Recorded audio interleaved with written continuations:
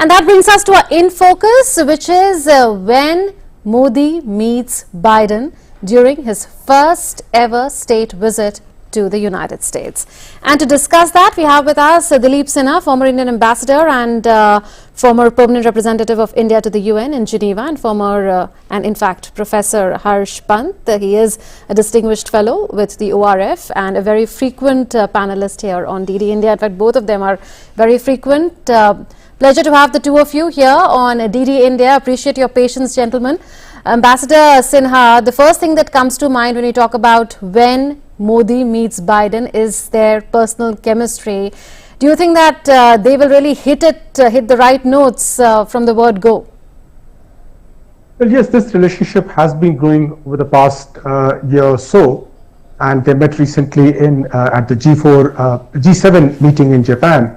So that relationship is there, and what will happen later this month when Prime Minister Modi goes there will be a high water mark in India-US relations in bringing about the strategic convergence that has been growing over the last few years. And although this is the first state visit of Prime Minister Modi, it is unique in the sense that he'll be one of the few leaders in the world now to address a joint session of the US Congress twice.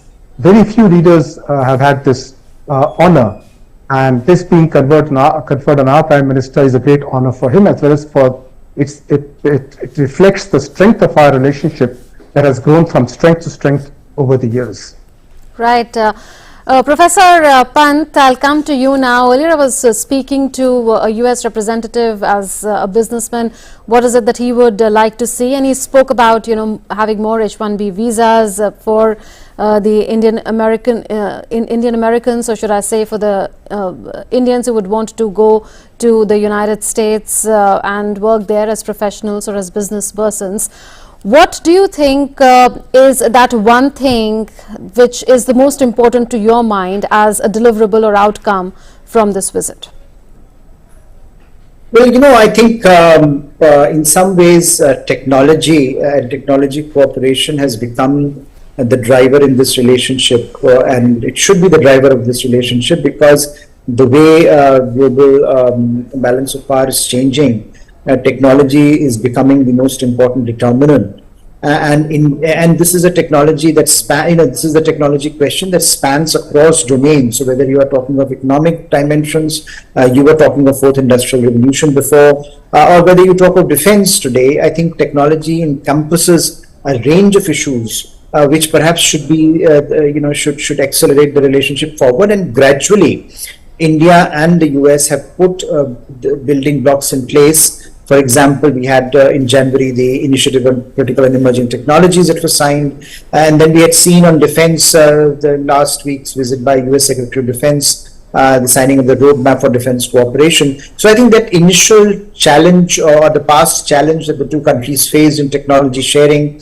is now giving way to greater confidence in each other, the ability of each other to synergize their respective capabilities, and also to ensure that a partnership based on trust can deliver on issues, on domains where perhaps it is most needed. So what we are, I think, going to see, and perhaps this is a longer term trend in the relationship, is to make technology the center point of this relationship and expand it and into various domains. And so I would hope that that technological cooperation continues to be at the forefront, and that the two leaders and the two nations continue to invest their energies in seeing how this can be harnessed for the betterment of both societies, both nations, both economies, and both defense establishments, because ultimately that is what is going to define a lot of the contemporary issues that we confront together. So I would hope that becomes the benchmark of our relationship, and in some ways the benchmark, the hallmark of this visit as well. Right. So technology partnership is taking center stage.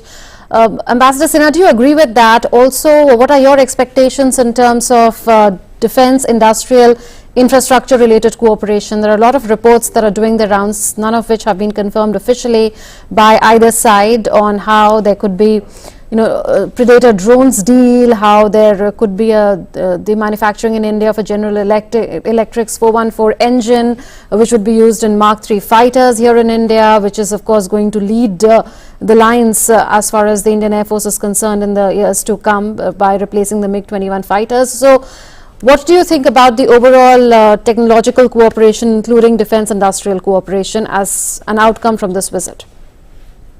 But there have been no official announcements yet on what to expect in terms of the announcements during the visit. But there have been some statements coming out from officials that we can expect some big announcements.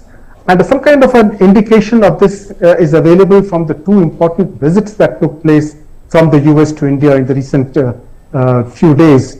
The National Security Advisor, Jake Sullivan, was here, and before that, the Defense Secretary, Lloyd Austin, was here. But that gives an indication, as Professor Pant was pointing out, that technology is going to be at the center of this visit and of the announcements that we can expect. And in technology, defense technology, and technologies related to issues like artificial intelligence, surveillance, intelligence itself, co-production of, as well as co-development of equipment.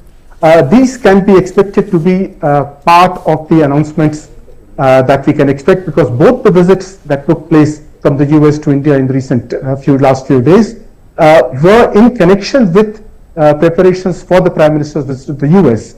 So one can expect that the announcements that will come out during the visit will be around the two visits relating to national security and defense production.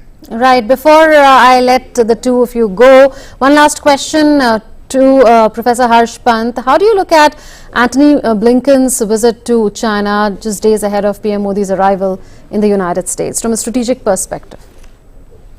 The US has been trying to recalibrate its relations with China for some time, and we know that Antony Blinken was to visit before when this balloon gate happened, and the visit got postponed, and then the relationship went into a tailspin. But I think as two major global powers, it is to be expected that they would want to find some sort of a modus vivendi with each other to work together on issues on which they converge. So I think that the visit stand on its own merit. I think the US will continue to engage China and will continue to seek Chinese engagement. But I think the long-term trajectory of America's-China relationship is quite clear. We see a bipartisan consensus on that, on the fact that China is seen as a systemic rival, and that opens up new possibilities for India, countries like India, but also I think one must admit a lot of challenges for India,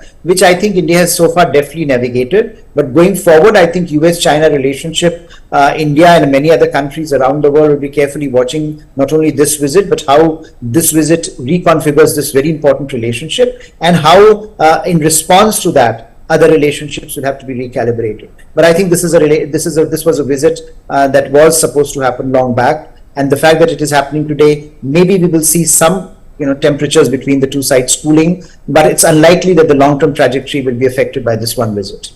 Right. We leave it at that. Thank you, Professor Pant and Ambassador Sinha, for joining us with your views on Prime Minister Narendra Modi's upcoming state visit to the United States of America.